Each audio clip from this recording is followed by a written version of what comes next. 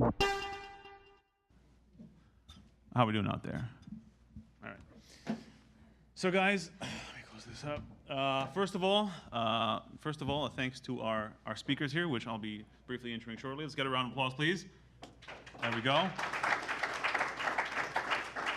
Second of all, I'd like all of us to give ourselves a round of applause for being here at this afternoon hour, for being here in general at Synthesize 2018, and for doing what you guys do every day, right? I think we all would agree that what we do is very important for the future, in general, also for the future of our organization. So, round of applause for ourselves. Got a little bit more volume. So guys, we're here to talk about, actually first, brief intro. So to my left and further onwards, we have Geneviève from CN, we have Ricardo from Mortensen, and we have Julie from Quicken Loans. They'll each have some time to introduce themselves as we go through the workshop, the presentation today. Quick lay of the land. Raise of hands, who thinks culture is important? All right. Who thinks a culture of innovation is important? I think that's 100%, right? We all agree. Truth of the matter, we're all very right.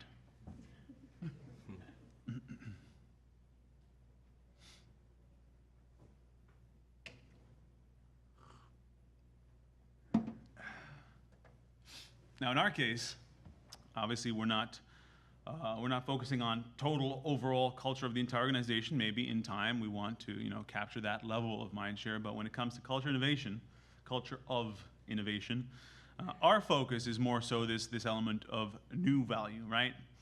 The collective capacity of people to create new value, right? Key element over there being that one word, people, right? Now, in pursuing this mission, right, as we progress down our journeys, obviously, we have different options. We can pursue this in different ways, right? Some of you might be running innovation programs, challenges, hackathons, so on and so forth. Maybe you're building out an innovation lab, right?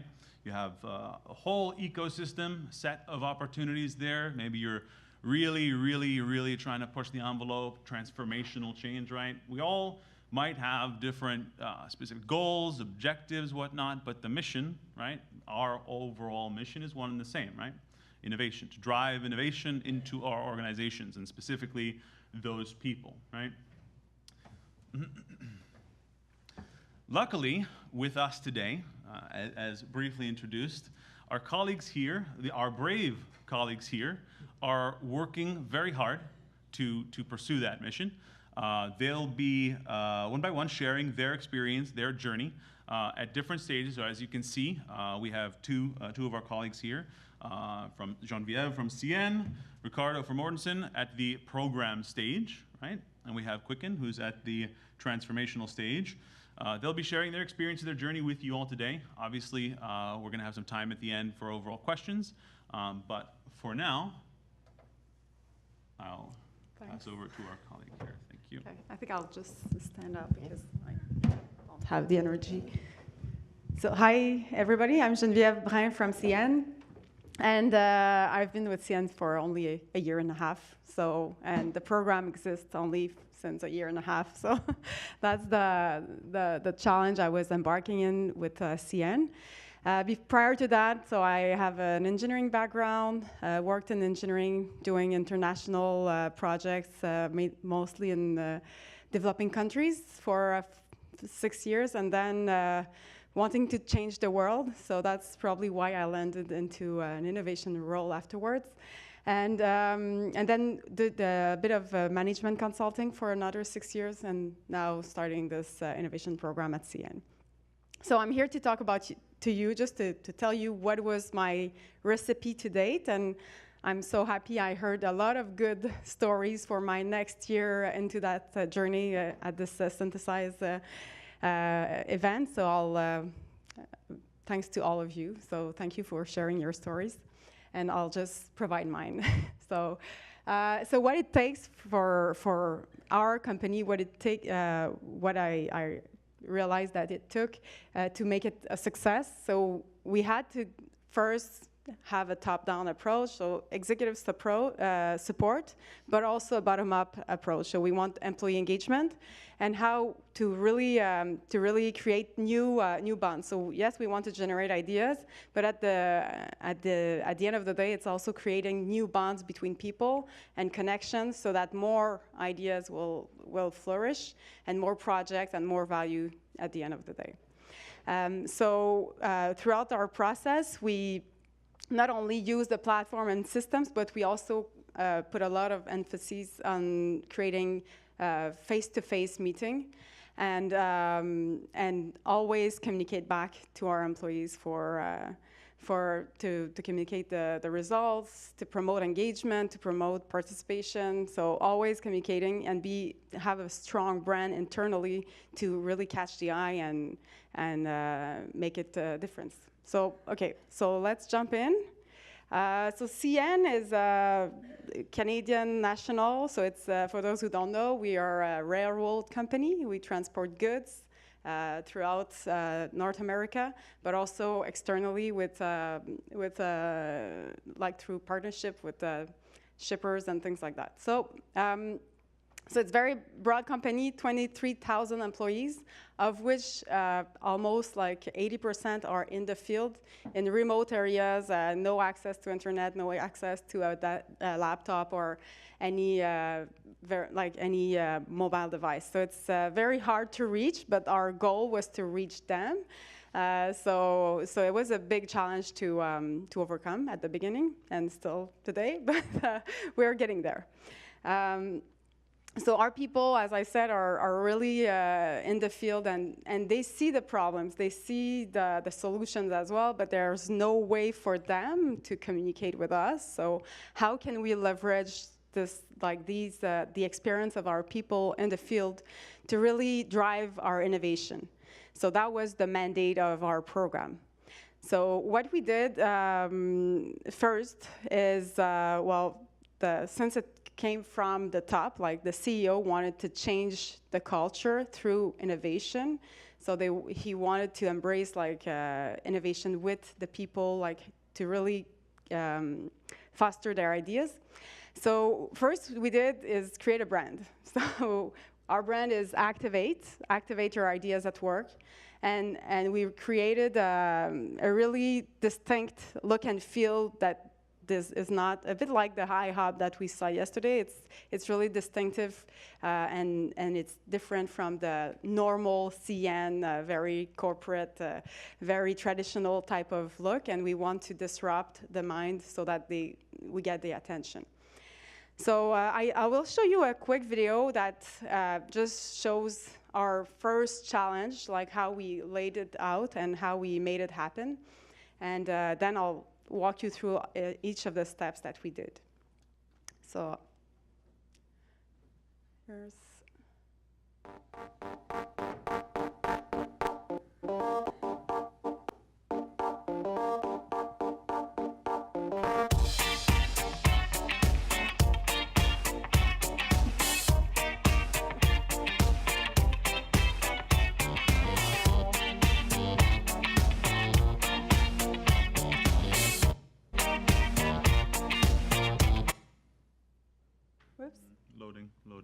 Loading.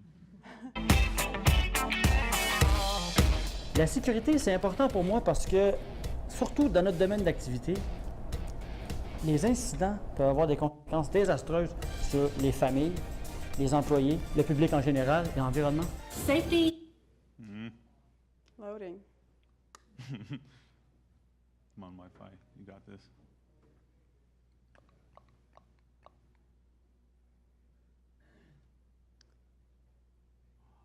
Whoops. Stop. Everybody stop using their phone for a moment, please. Turn off your Wi-Fi, please. Okay. Can we reload it maybe? Is across the board, no matter who you are, what role you play, what position you have in the organization. Wow. It is key.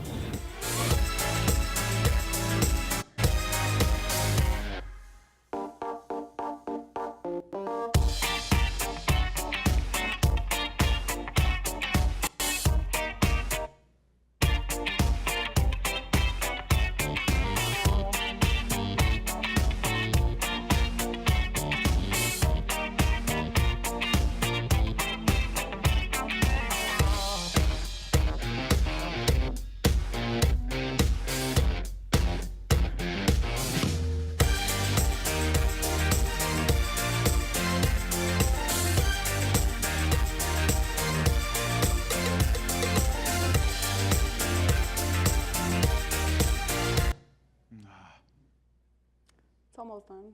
So. Rhythm there. You can.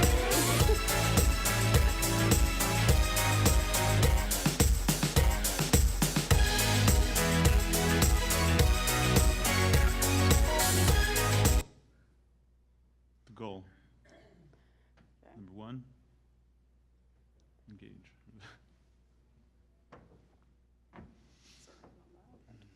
Do you want it to stop? Let's give it 5, 4. Okay. Fine. Okay, so you won't see the The finale. finality of it, but I'll walk you through the key elements of the process anyway. So first of all, to reach our employees, we decided to go with Bright Idea because not only of the good services that they provide, but also because of their app. Because we wanted people to be able to connect anywhere, like from their home, or so we were relying on the fact that most people now have a cell phone because they don't have access to a computer with their job. So with the app, we reached to the employees and we entered their personal life. We intrude their personal life to really reach them. And then we also created a big campaign of communication around so through posters and through a lot of the videos and like doing a lot of communications to really reinforce the fact that we wanted them to participate. And this image was, we created our logo and everything, but we also have another tagline, which is I'm in. So it's not just I'm in, but it's also like I'm in an innovator. So it's an innovator short. It's a short for innovator, so I'm an innovator because together we can make a difference, or I'm an innovator. And then when you create your profile within the blog, and not on the blog, but your profile on the Bright Idea app, we also have that I'm in because, and people can document this and on the app, and then we can use that in our communications to feature them and to say why people are in, and then it attracts other people to be part of the movement, you know. And this it's a dotted line, so it can be anyone, it could be you. So that's the message that we wanted to translate here. So how do we structure? So when I arrived at CN, I didn't know anything about the company, so that was my mandate to just put this in place. So I asked for help. So I had 2 sponsors for this program, and we created an innovation council, so the Activate Council. That's for the program levels, and then we have the challenge structure as well. So at the program level, we have like our executives, so the innovation council. Then we have the project and program enablers. So that's the core team is like me and one other person. And but just the 2 of us, we don't have the skills and don't have the time to do everything, so we created some subcommittees as well. So that's really our core team. We have one committee for communications, another committee for all the technologies and like so IT type of committee, and another one for project follow-up and success. So we have these 3 like core teams, and we have a big ambassadors network throughout in Canada and in the US. So this, we want people, really grassroots people in the field. We want people from operations. We don't want only corporate people. It's important that they are really a representative of the employee that we want to reach, so that they can tell us what works, what doesn't work. They don't see the posters up or whatever. So they are there. There are our eyes on the field. So at the beginning of the campaign, we didn't have any ambassadors, so we did a recruitment. So ambassadors wanted, so we did a sort of a recruitment promotion. And they were mostly nominated or voluntold to be there. So the first call we had, like only maybe 30 people, like 30% of the people were there. And then as we progressed, some just left, and new people, participants who were active on the platform, like came up to be very active, and then we onboarded them as ambassadors. So that's for the program level. And at the challenge level, we also structure with for every challenge, it's a different sort of committee. So we have our sponsors, who are the executives, who are committing to act on ideas. And that's like something that we need to reinforce more and more because it's not always like, it's hard to make it happen after, but yeah, it's a good opportunity for them to showcase their strategy to employees, and then we can report back. So it's also a good opportunity for them to have visibility and communications that comes with the program. So that's the deal.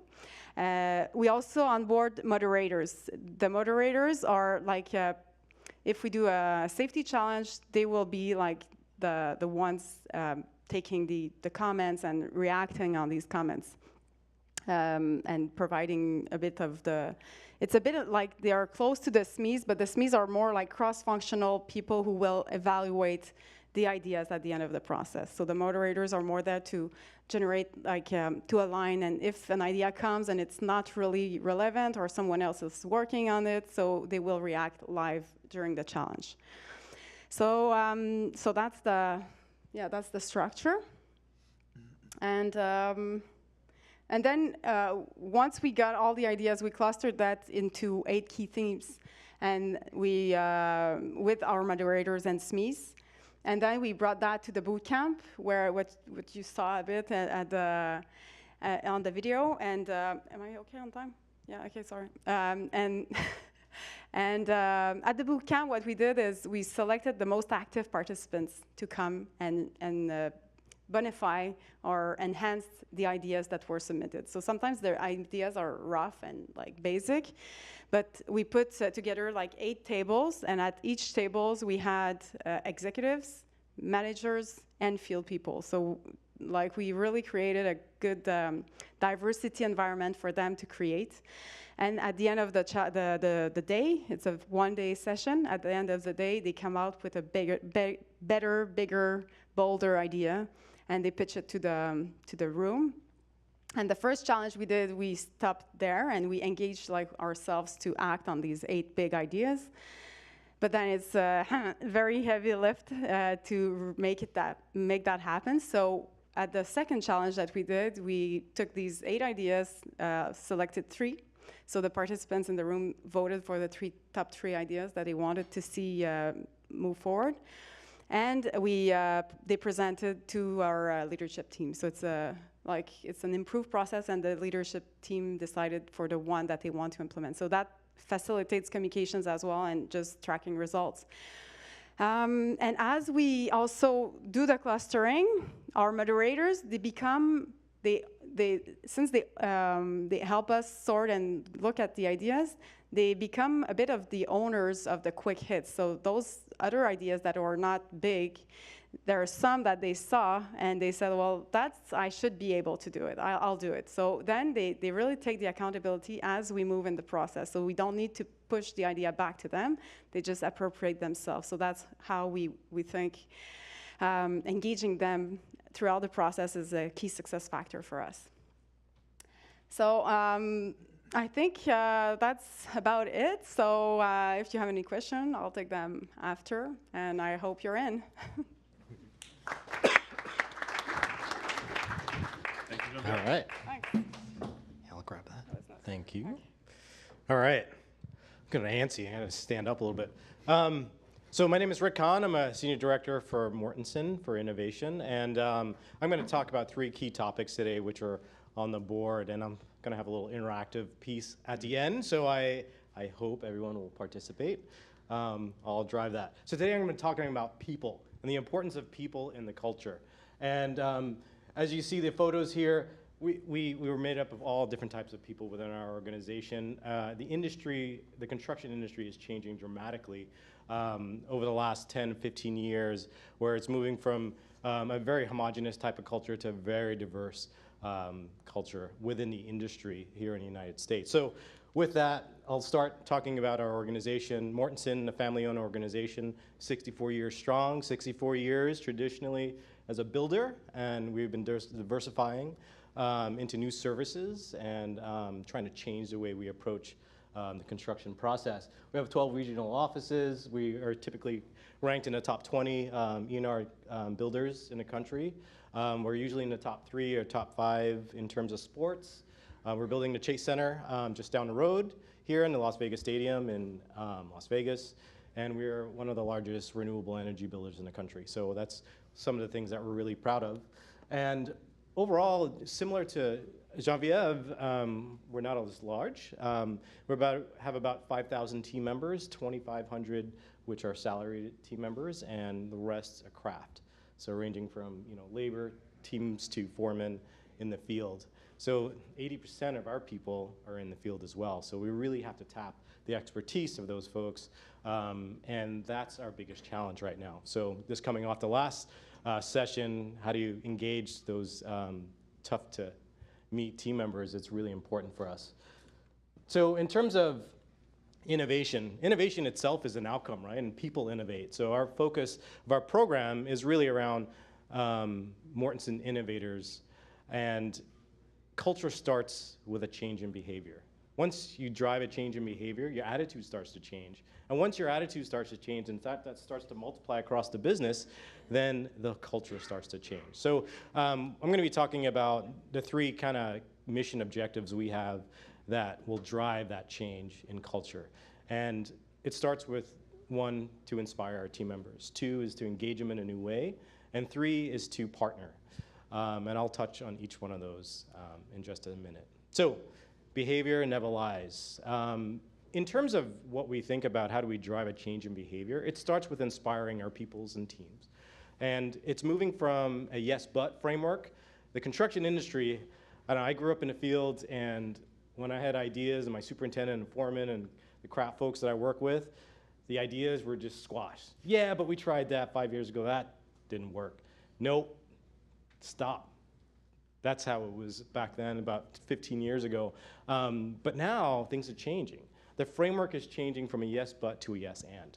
Hey, we should try that, but it's on you if it messes up, right?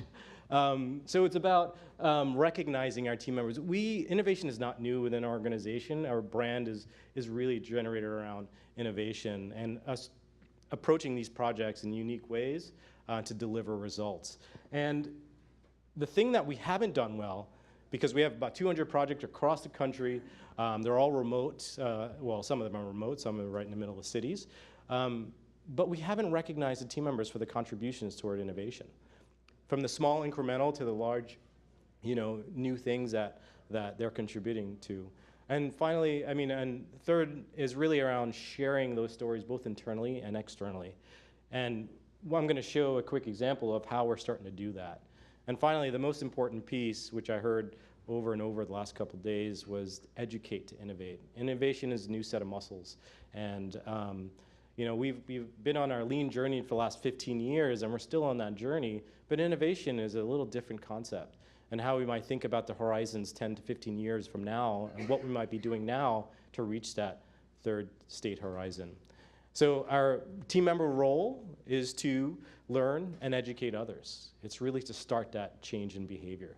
So the video example that I have is a template we built, and we're building 2 videos a month, and we're requesting feedback from project teams across the country to tell a quick story about what they're doing to contribute to innovation.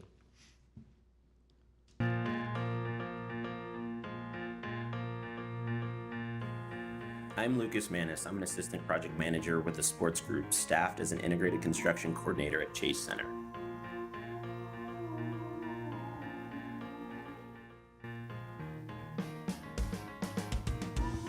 On this job, we didn't have the resources of the abundance of team members that would have the ability to update the color progress maps every single day.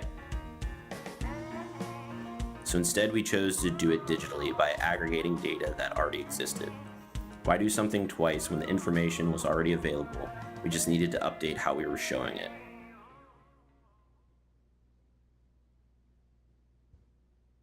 The tool itself dovetails directly into the way the subcontractors are tracking each of their pieces as it moves through their fabrication facility. To a lot of them, it's just a number on a spreadsheet or a line in a database and doesn't really tie into what that piece is or where it goes in the building.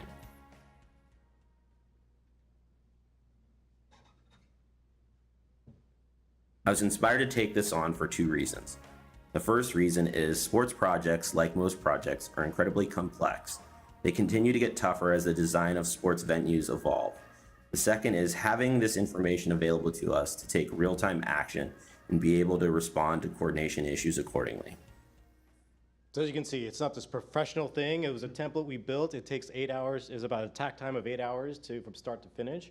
We do phone interviews. We ask the team member to send us some images, and this Lucas sent us some video capture from his computer monitor, and we shared this. Had about 200 views, and out of 5,000 team members is not a lot.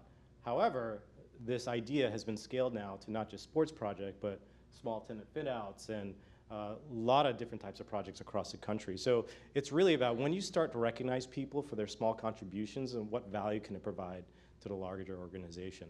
So that's part of the behavior change. And once that behavior change starts to happen, people see it, they're like, oh man, I want to do that. That's got to be my job. Let's do it, right? So the attitude starts to change, and attitude is everything, right? So once your attitude starts to change, once you inspire someone, you have to engage them in a new way. And once you engage them in a new way, then you can start seeing this attitude multiply across the organization. So the way we did that is to create this structure for innovation. Like I said, innovation is not new to us, but our formalized structure is. And it started with leadership commitment. In May of this year, we hosted our Innovation Summit, which had about 300 team members. And we had the entire senior leadership team there. We had all the VPGMs of every business unit, and we had team members from foremen up through project managers, superintendents, admin folks, back-end business services, and we basically introduced the innovation program with a structure around design thinking. And it was really around providing an opportunity to share team members' ideas and drive transparency. Pretty cool thing, the guys from US Bank, Dominic Ventura, and the guys from iHub, actually, we met them last year here, and they actually came and presented at our Innovation Summit, which was awesome. They kind of stole the show. It was pretty sweet.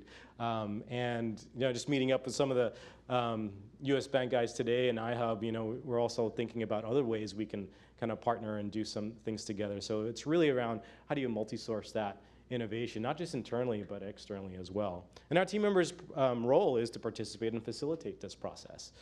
So the images I have is from the Innovation Summit. We had our awesome team from Bright Idea, Stephen Jordan and Kristen Jordan and Rihanna, who helped facilitate the work sessions. We ran large scale. We had 10 people on a team. We had 28 teams, and we ran through a number of design thinking educational series. So, we try to stay away from the word training, because training is what someone does to you, and education is what you do to yourself. So we try to use the word education. So our plan is, it's straight out of the playbook from Bright Idea. We didn't really change anything. 2018, I have this massive team. It's me and Taylor Cupp, 2 people. We do everything, marketing, you name it, we do it.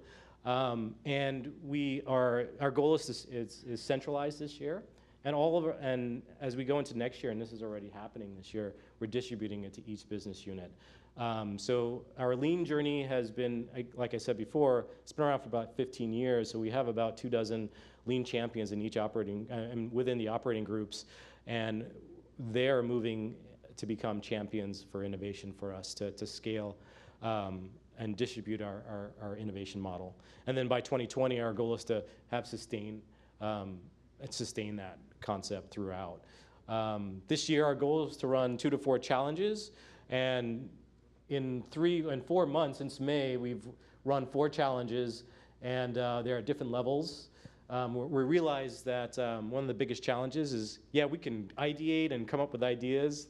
I've heard that's a typical thing, right, in any organization. The challenge is implementing it. We're not set up to implement. We don't have software developers. We don't have hardware developers. We're not inventing equipment. We're a construction company, right? So we have to partner, which ties into the next step. But this is some of the things that we've been able to do. Those videos, this was a couple of weeks ago when I presented this to leadership. We're now at 16 videos. We're having videos coming. We have a backlog, so I'm building my team to to be able to generate those and teaching others how to do that across the company.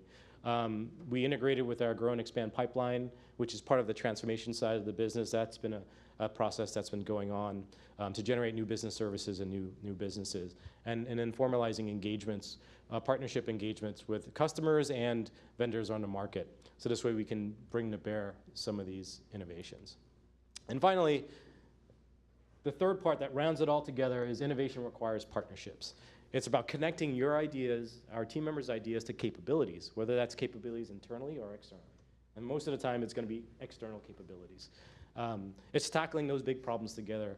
And it's really around how do we formalize those partnerships. And I really enjoyed excuse me, some of the presentations that talked about the ecosystem and how organizations are partnering with even their competitors. We heard from Clorox. And I was talking to some of my friends from DPR today, thinking like we need to start doing things like that as a series of organizations within our industry to really drive innovation forward. So the video I'm going to show is a quick video about one of the examples of when we partner with other organizations.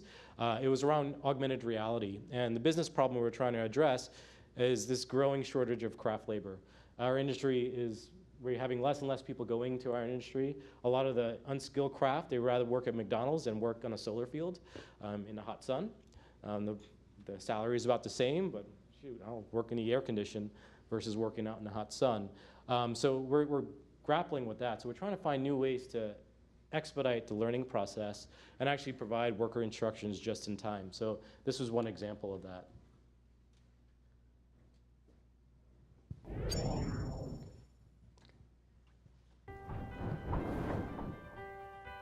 Our project today is at a stage that's one of the most complex stages in the project.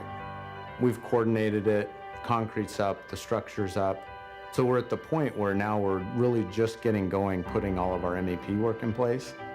And of all projects, a hospital project is one of the most complex when it comes to putting MEP work in place. So by looking at the helmet today and seeing those scopes in the context of where they were going in, it was really interesting to see what was installed and what's going to be installed tomorrow, from electrical to plumbing to ductwork. What I saw was I was in awe. It was pretty cool. It was surprising how real it was, in the same sense of being able to see in the future, right? So instead of just being in the virtual reality world and you're sort of stuck in far off land, right? You can actually see the walls, you can walk the job site, you can actually see what's in real life at that present time, look up, and you can see the future. This technology will change my job by making it another tool for us to communicate our efforts of modeling and coordination with other people, both installing and quality assurance and quality control aspect of the job. Well, the biggest problem that we run into is just the coordination effort. Everybody's trying to get as much components and their equipment into a small, limited space. So anytime that you can bring tools such as the daiquiri helmet to allow you to see that stuff would be a benefit. I think it's going to help out the MEP immensely, simply because the fact is they're going to be able to see a lot of the collisions that are above ceilings and situations that fall within the walls. So I think that's going to help them immensely as far as getting ahead of the program, getting ahead, catch those issues early. It has the potential to answer a lot of the questions and issues that we have. And a lot of that's around digitization, right? So we've digitized all of the information we consume in the field. We've digitized the capturing of information. What we haven't yet done is taken that digital information and put it right in front of the people in the field. So in using the helmet today, I think that's where the real potential is. It allows you to see issues that might arise in context of where they're actually going to be installed. I think in the end, it'll help us, as a builder to head off a lot of those issues that potentially come out on projects. This is just the beginning. I think we're going to see more and more of this stuff. I can see coordination meetings, instead of sitting behind a computer, being on a job site with helmets on. I see us using this technology to look in the future, both on the construction side and in the office when we're designing and modeling the components. to physically be out there in the field and put 2 and 2 together, it helps out. It gets pretty exciting when you start to think about the IoT boom and having a lot of connected sensors, information on the job site that we don't have today. How is that going to connect into something so that you can see that when you're out in the job site? It's all great in the trailer. We love having information in the trailer, but when you put it in the place of work, right on the job site, then it holds some true potential. Well, so that's what I have, but this is the interactive part, all right? I want you guys to repeat after me, please. Recognize. Recognize. Educate. Educate. Leadership. Leadership. Partnership. Partnership. Say what? Recognize. Educate. Leadership. Partnership. One more time. Recognize. Educate. Leadership. Partnership. That's what I'm saying. All right.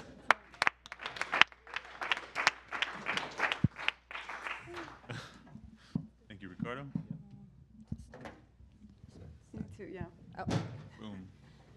got it, got it. Hopefully you guys are all still with us for this last part of the presentation. Last but not least. Last. Oh, we're saving the best for last. Yes, we are saving. No, we are all great all the up here. Everyone in this room. We're all the last. I am Julie Belis. I'm the Senior Idea Consultant for Quicken Loans and the Family Companies.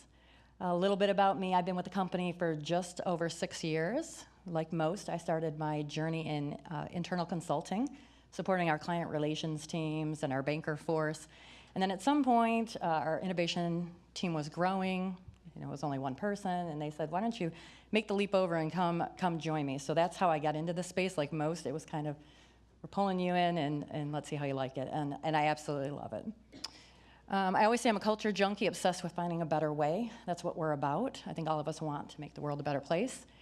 And here is really 3 key pieces of innovation that really speak to me personally. A strong culture is an ante to play. I honestly believe that you cannot have a great innovation program without having the base of a great culture. You need to have your team members engaged. Team member empowerment can be driven through innovation. This has been a big piece for us this last year, especially as we've grown as a company, as we've added more companies to our portfolio, is really how do we keep team members engaged, but really teach them about empowerment. You know, you don't always have to go to somebody else. Sometimes the greatest ideas and the greatest implementations come from somebody going out there and just saying, I'm gonna be the first one, I'm gonna do this, I'm gonna do it, and gather up a group of people and get it to implementation. And finally, I'll talk about it a little later in the presentation, utilizing a community-based concept to scale your innovation program. Like most, we're a small team. We have 4. We're supporting 115 business areas across the company right now. And we're at a point where we want to focus more on the strategy, the platform, all the great things that we've heard about today. Start, dabbling in other areas of innovation, using the apps that Bright Idea has to offer. And to do that, we need to kind of offload some of that day-to-day workload back to the business area so we can focus on the innovation. Does anyone, by a show of hands, know who the person in this picture is at the Cavs game? Okay, you guys don't count. Anybody in here? No? Okay, then I will let you know. This is our founder, CEO, president, owner, Dan Gilbert. That's him and his son at a Cavs, one of our first championship games. I'm moving through here. Nope, did we not click?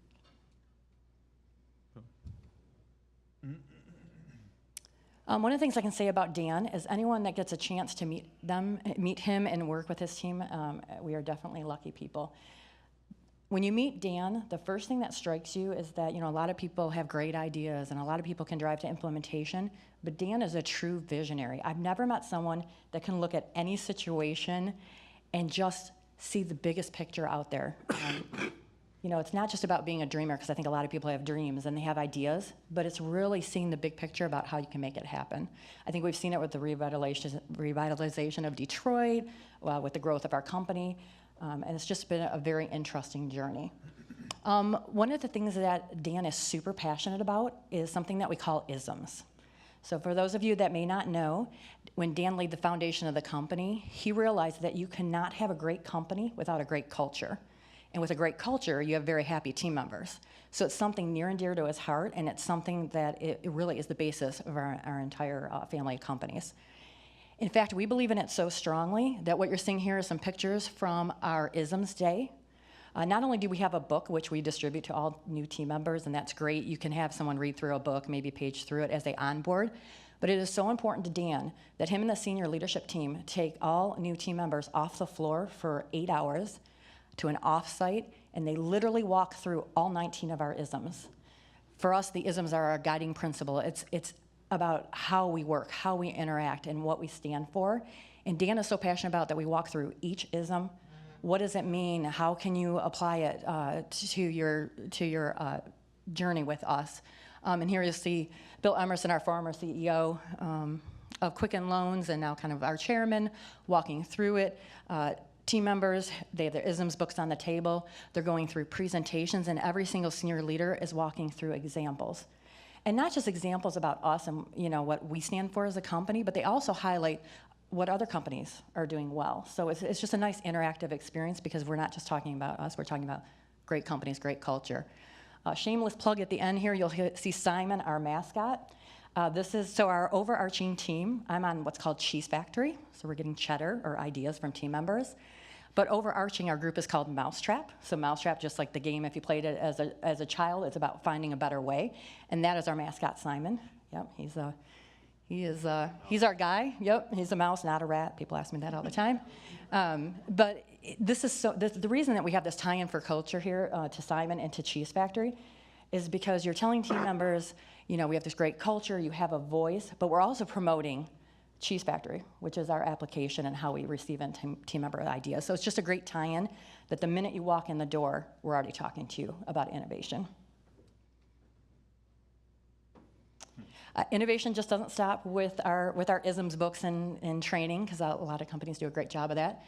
This is actually one of our banking directors. This is a space. This is actually the office that I'm currently located in Detroit. But you'll see this out, throughout our entire company. We have a really fun work environment. We work with our Depop group, which is our internal design group. We have, sit-to-stand desks. We don't have cubicle walls or something really low for the space. Yes, it's true, we have free snacks and free Slurpees and all that fun stuff. But what speaks to this from a cultural perspective is just the fact that everyone is expected to work together, to have a collaboration, and to really just support each other. So this picture here, this is actually one of our banking leaders. He had a contest going on with his bankers that if they hit goal at the last hour of the day, he would challenge them to a big wheel race. We have big wheels and scooters and all kinds of fun stuff to ride. So you see him racing down the hallway. He did win, by the way. But this is just speaking to fun and culture and the fact that, everybody works really hard and it is hard work every day, but you can still have some fun. I also want to just highlight here at the bottom team members. So I know Rick touched on this and we do this as well. We think that words matter. At the end of the day, again, plays back to your culture. We don't have employees, we have team members. We don't have bosses, we have leaders. We don't have business departments, we have business areas. So again, just keep tying it together and really, again, just Dan's vision of making sure that the great company culture continues to drive us forward. Diving into a little bit about what I do on a day-to-day basis. This is actually our cheese factory. We call it the cheese factory. Notice the word factory. So as George mentioned, we've been in this space for a while. We've had a program for about 10 years, the last 6 as a client of Bright Ideas. So I think we have this pretty down pat when it comes to how we get in team member ideas. But just in this past year, we've decided, we kind of had the same site and the same process, so we decided to engage with George and the services team and really do an overhaul. So what you're looking at is our brand new enterprise-wide homepage. And as part of this redesign I talked about a little earlier, we rolled out the concept of communities. So right now I'm in the process of doing the trainer session. So we've gone out to each of our business areas and said, who's your person? We need a person that will, in essence, do what myself and my team are doing today, and they will own the admin portion of handling all the ideas, getting prioritization, getting it to implementation. Again, that's how we're working through scaling up our program is we'll work on the strategy piece of it, kind of the overarching umbrella, and then for the rest of the community owners, they'll own the ideas. It's even great from a culture perspective, because who better to work on ideas than the team members that are in your own areas And they're the ones that see, they know what's going on with the business, they know what can and can't be done right now, or things that might be in the hopper. So I think it'll be a great win for culture and team member experience to know that somebody in your group is gonna work on your ideas. You think it would be simple. This is actually our new process that we just rolled out in May. Like everybody else has been saying the last 2 days of the conference, sometimes innovation is hard. And I want to give a quick shout out to George, because you can't imagine how many drafts of this we did before we landed on the final one.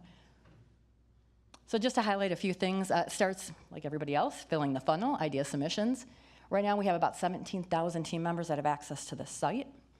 Some of our other teams don't have access simply because of things like our casinos and gaming license. We have some regulations that we have to follow with that. In the past year, we've received in about 8,000 ideas on that platform. So it's interesting, because sometimes when I throw out that number, people are like, wow, that's a big number, but to us it seems small. Just highlighting too, so we put something in place the past year to help the culture and team member experience. We got some feedback from team members that said, I feel like I'm not getting enough updates on my idea. Like, I understand that you're a small team, but to the team member, their idea, it's their baby, it's important to them, they want to hear about it. So we did put some service level agreements in place. We published it to the company. It's a standard that we live by in the team, so we do have a 24-hour response time. So when you submit an idea to our platform, within 24 hours, we're thanking you for your submission, thank you for visiting the site, and we're giving you an update on the next steps.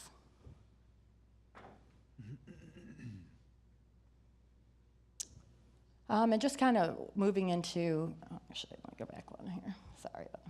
No. So kind of moving into our next phase of our new process design, it was about some decision hubs. Like most people, sometimes you can't always make a yes or no decision to pursue an idea on the first pass. So we do still have some decision hubs in place. However, I want to highlight that our first decision hub is where about 80% of the time we get a decision. So one of the things that our business partners have agreed to is that team members' ideas are really important, and it drives us as a company. So they've committed a service level agreement back to us saying, within 30 days, I will tell you whether or not we're going to pursue this idea.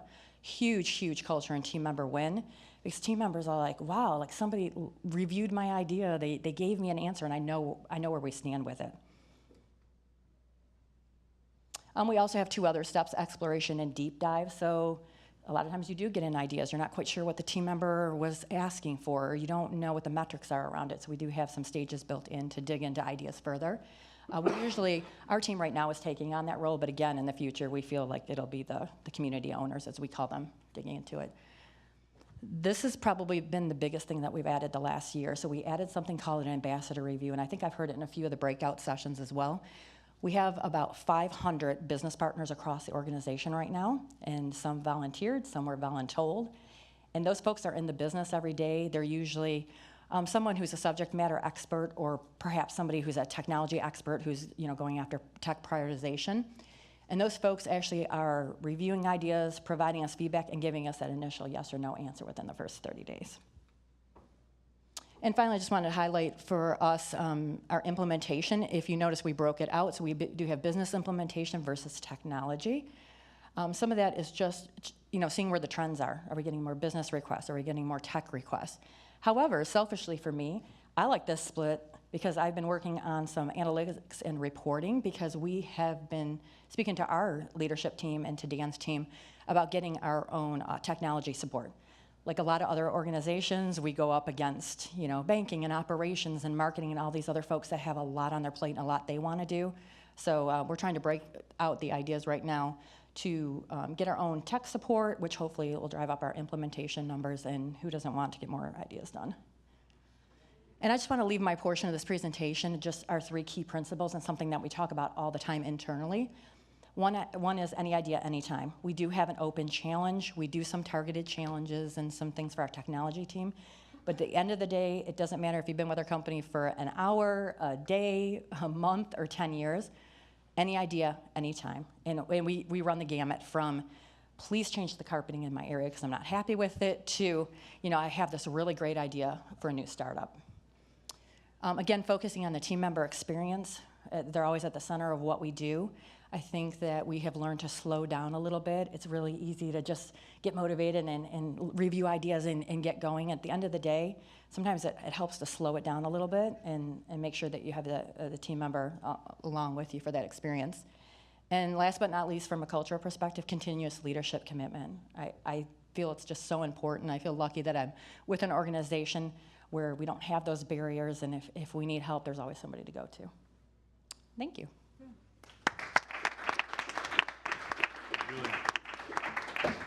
All right, so let's get one more round of applause for our speakers because they're all very awesome. As you guys we are a little bit short on time, so I'm going to just jump into it with the Q&A piece here. So, anybody have any questions? Mic person? There we go. Question for Julie. We've got an organization of about 10,000 people, and one of the things we're really looking into is managing the pipeline of ideas for that many people, because we really want the ideas from people at the engagement level of, they're meeting with the client, they have that direct contact, but, if we're asking them to put 10,000 ideas into the Bright Idea platform, obviously you had a very structured plan. How did you get that in place? How do you filter through those ideas? 24 hours is a really amazingly quick turnaround time. How do you filter through that and determine who reviews those? That's a great question. I think one of the things that my team has benefited from is we actually do have role specialization. So for the 4 of us on the team that are idea consultants, we actually specialize by business area. Most of us grew up in the organization and had some prior business area experience, so we try to pair people up. For instance, Terrence on my team was with banking, so we have him support the banking. I think that's been a huge help because you already have that business knowledge and you're building business relationships, and I actually think you get through ideas faster because you're continually working on that same business area. I think it also helps with us being under our internal consulting team, so I can literally walk over to the next desk of the person I know who's supporting that business area for their insight and help on ideas. But yeah, I think the role specialization has helped us greatly in that. But I also give a shout out to the site and to the services team here at Bright Idea with the new site redesign. The one thing we were struggling with was things that were nice to have, like, I want new snacks in the kitchen, or I want you to renovate my bathroom, versus like the true business impact. So we actually did, as part of our site redesign, we split it apart. So what's great about doing that is on the nice to have, we're starting to get engagement from folks from our Bedrock, our building management team, our Focus, our facilities team. We're letting them handle those ideas so we can get through the other ones a little quicker. So just something to consider, I think, just breaking it apart like that, a nice to have versus business impact, and maybe some role specialization, it may help. But it's a struggle sometimes. I mean, sometimes there's days where you want to tear your hair out.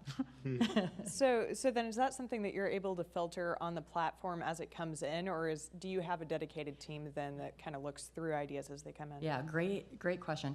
So before we did this redesign, we had that. It was just all in one, all 115 business areas were in one single challenge, and we were trying to filter through it and look for the ideas that pertain to us as idea consultants. But with this new rollout and this new process, we actually built out 23 different challenges. So in essence, we're almost putting the work on the team member. So if I have a banking idea, I go to the banking challenge. If I have a bedrock or a parking idea, I go to this one. What's great about that, not only are we capturing it in one space, so you don't have to work through one huge challenge, but as we start to roll out communities, that's, it works out great from a structure perspective, because I can just say, hey, Rick, you're my new person for Bedrock, and here's the challenge. So I think breaking out the challenges has been a big win for us, too. Thank you. You're welcome. Any other questions? That's interesting. So I'll ask a question then. So, Rick. Test. So, while we were talking a couple weeks ago and we were working on this content, you started talking about the videos, right? And you shared a little bit of that today, that you created that video that we just watched, and you've built this method of creating videos. You said it's about an 8-hour end-to-end. Something that I struggle with as part of the consulting team is trying to guide my clients to use videos as a form of communication. Obviously, we all know online, videos are very, picture speaks 1,000 words, and a video has 1,000 pictures, or something like that, right?